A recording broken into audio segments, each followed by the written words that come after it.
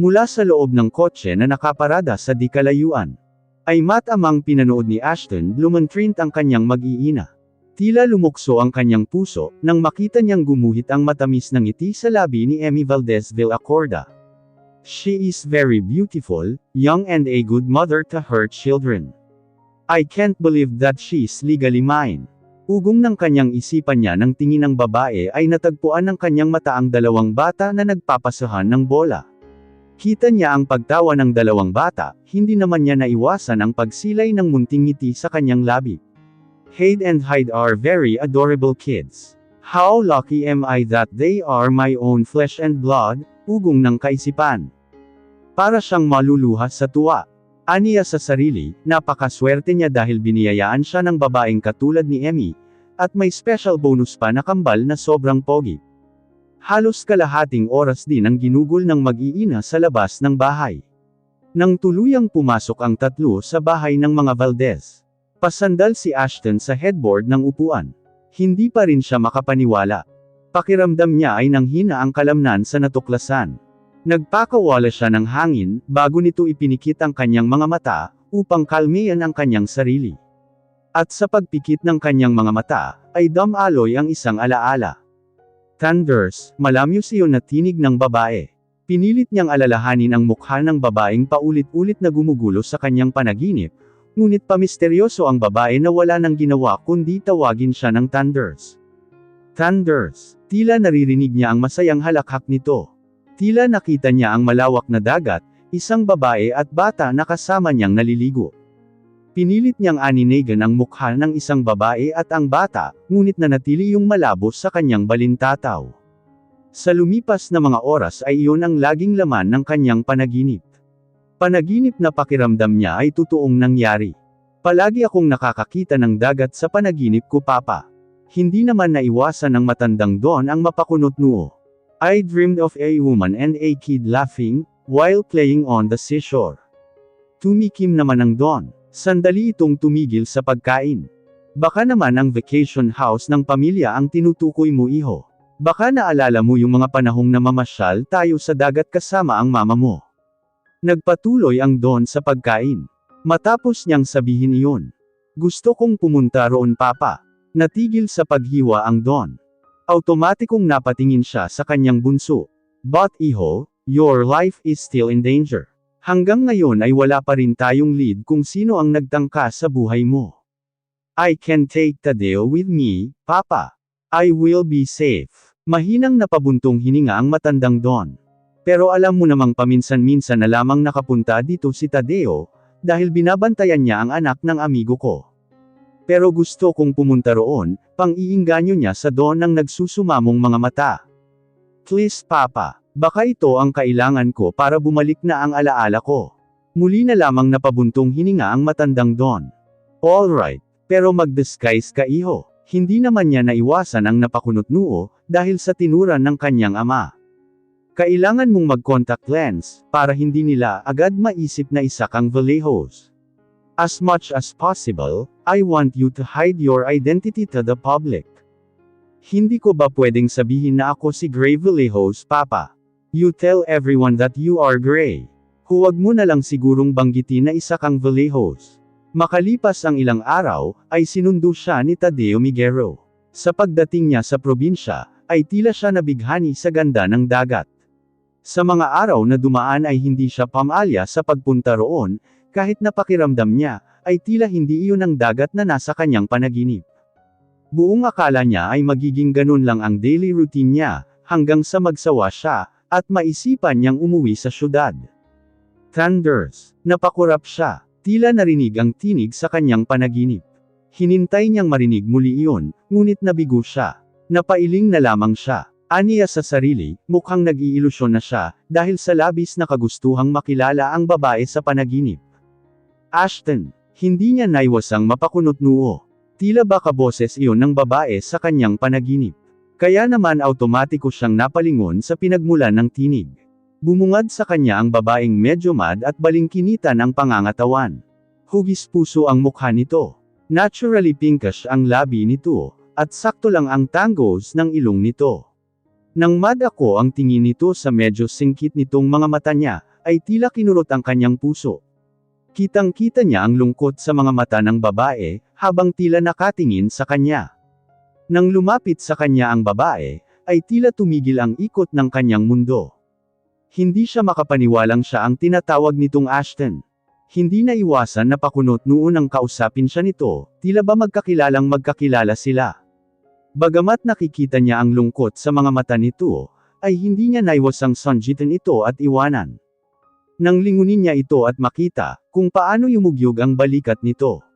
Tila automatikong kumilos ang mga paa nito pabalik sa babaeng ngayon lamang niya nakilala.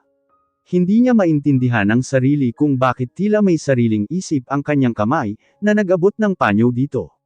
Sa bawat patak ng luha nito, tila tinutupok ang kanyang puso. "What's your name, young lady?"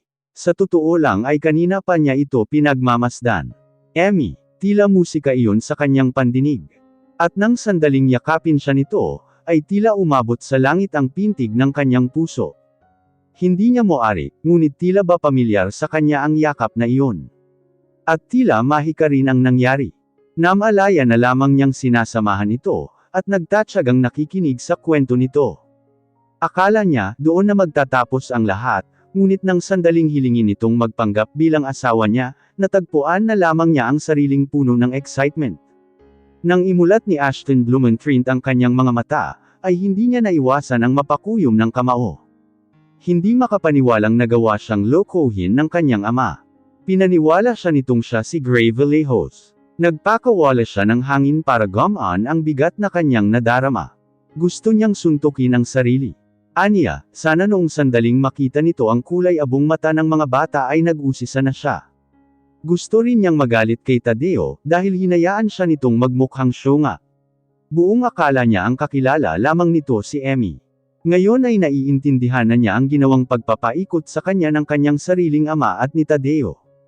Yumigting ang kanyang panga. Sumpa niya sa sarili, mula ngayon, hindi na siya lubos na magtitiwala kahit kaninuman. Sisikapin niyang gawin lahat upang bumalik lamang ang kanyang alaala. Flashback. Puno ng pag-aalalang pumasok ang Don sa pribadong silid ng hospital, na pag-aari mismo ng mga Villacorda. "Where's my son?" Bungad niyang tanong nang makita niya ang tapat na tauhan ni Ashton Blumentritt. Hindi umimik ang lalaki, sa halip ay makahulugan itong tumingin sa kanyang kanan. Nang sundan niya ang tingin nito, ay para siyang tinakasan ng dugo sa nasaksihan. Mula sa glass wall ay kitang-kita niya ang nakarete niyang anak. Makikita ang galos na tinamo nito sa kanyang mukha. Lumambot ang matapang na mukha ng Don, nang makita niya ang mga aparatong nakakabit sa kanyang bunso. Anong sabi ng Dr. Tadeo? Hindi nito inalis ang tingin sa walang malay na si Ashton. Sa ngayon po, ligtas na po siya sa kamatayan, pero kailangan pa pong hintayin ang results ng ibang test na ginawa sa kanya. Bago pa makaimik ang Don, ay tumunog ang kanyang cellphone. Nang suriin nito ang screen ng kanyang mobile phone, ay nakita niyang ang kanyang anak na si Gabriel ang tumatawag. "Iho." Tumalikod siya sa dingding na gawa sa salamin. Tila ba hindi niya maatim na panoorin ng matagal ang kanyang anak. Tila nadudurog ang kanyang puso. "Papa." "Yes, iho." Sandaling natahimik ang nasa kabilang linya bago ito nagsalita. "Nakausap ko na ang mga pulis, papa." "Anong sabi ng pulis, iho?" "Mukhang may foul play na nangyari, papa." Tila sumikdaw ang kanyang puso sa narinig. Hindi rin niya naiwasang mapakunot noo, dahil sa tinura ng kanyang panganay na anak. Nawala daw po ng brake ng sasakyan, dahilan upang masangkot si Ashton sa aksidente. Isang bagay na imposible mangyari, papa. Dahil araw-araw ay chini-check up ang mga tauhan natin ang mga sasakyan. Paano nangyari ang bagay na ta? Would that mean na may nakapasok na ahas sa mansyon? That's possible, papa. We also checked the CCTV footage.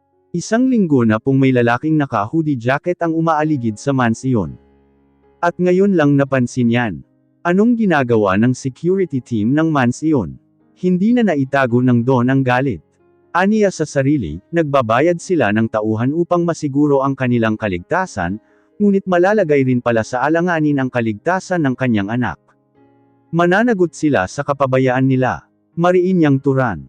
Iimbestigahan pong mabuti ang nangyari, papa. Sa ngayon, wala pang maiturong suspect. Isa pa lang po ang malinaw, nasa loob ng mansyon ang gustong tumapos sa kapatid ko. Hindi tuloy na iwasan ng Don ang mapatanong sa sarili. Aniya, sino sa loob ng mansyon ang maaaring magtangka sa buhay ni Ashton Blumentritt? At ano ang motibo nito?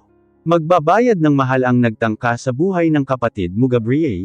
I don't care spending too much amount of money, malantad lamang ang salarin.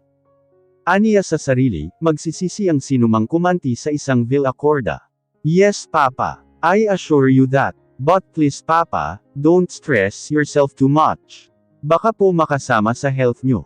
Napabuntong hininga ang Don. Sige na, call me if there's a new update. Matapos nitong tapusin ang tawag, ay ilang sandali itong walang imak, habang matalim ang titig sa kawalan. Nang lumingon ito kay Tadeo, ay kitang-kita ang galit sa mga mata. We need to trap the rat Tadeo. Napakurap naman si Tadeo sa narinig. Ano pong ibig niyong sabihin, Great Master? Ilang sandali niyang pinakatitigan si Tadeo bago ito umimik. Palalabasin nating wala na si Ashton. Napakurap-kurap si Tadeo sa narinig. Kung sasabihin nating buhay ang anak ko, magtatago ang kriminal. Pero, gumuhit naman ang pag-aalangan sa mukha ng lalaki. Tayong dalawa lang ang dapat makaalam ni Tadeo. Kahit sa iba pang miyembro ng pamilya, ay itatago natin ito. Pero paano po si Lady Emmy? Natigil ito sa sasabihin ng unahan siya ng Don. You heard me Tadeo. Tayong dalawa lang ang makakaalam nito. Wala nang nagawa si Tadeo kundi tumango. Ako na ang kakausap sa doktor dito. Pumunta ka sa crematorium, alam mo na kung anong gagawin. Puno man ng pag-aalangan, ay wala nang nagawa si Tadeo Miguero kundi sumunod sa Don. Sa ngalan ng pera, naging madali ang lahat. Matapos ang gawin ang dapat gawin para sa kanilang palabas, ay saka isa-isang tinawagan ni Tadeo ang kapatid ng kanyang amo, upang ipaalam na wala na ito. Nang mapunta ang tingin niya sa numero ni Emmy Valdez, ay hindi niya naiwasan ang makonsensya. Ngunit nang makahuma siya, ay kaagad siyang nag-scroll pababa upang hanapin ang taong makakatulong sa kanya. Hindi naman siya nabigo, dahil kaagad naman itong sumagot. Young Master, what made you call? Is it about Uncle Ashton Tadeo? Naririnig niya mula sa kabilang linya ang ugong ng sasakyan. Opo, I already knew it. Actually, papunta na ako dyan. Napatikhim naman si Tadeo bago nagsalita. Pwede bang humingi ng pabor, Young Master? Lakas loob niyang turan. Bago pa makaimik ang nasa kabilang linya, ay kaagad siyang nagpatuloy sa pagsasalita. Hindi pa po alam ni Lady Emmy ang nangyari. Hindi ko po alam kung paano ko sasabihin sa kanya. Narinig niya ang pagbuntong hininga ng pamangkin ng kanyang amo.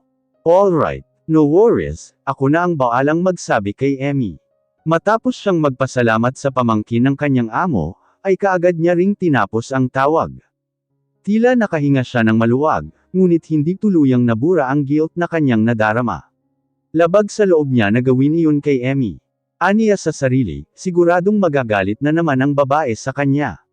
Ngunit wala siyang magagawa kundi sumunod sa gusto ng kanyang amo. Nangyari nga ang plano ng Don.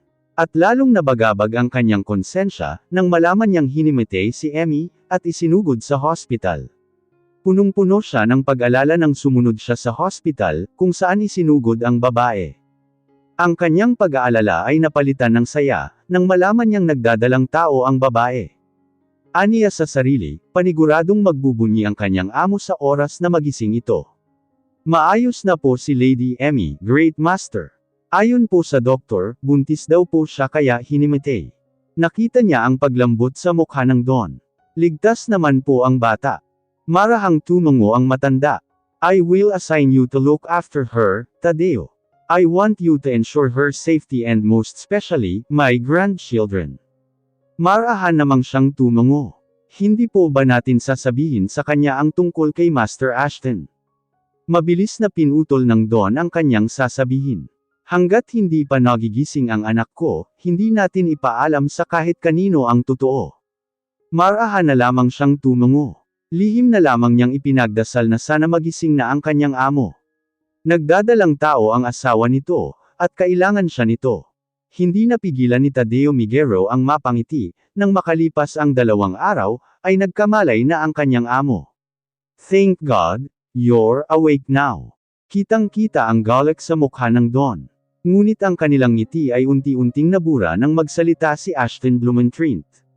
Who are you? Bago pa sila makahuma ay muli itong nagsalita. And who am I?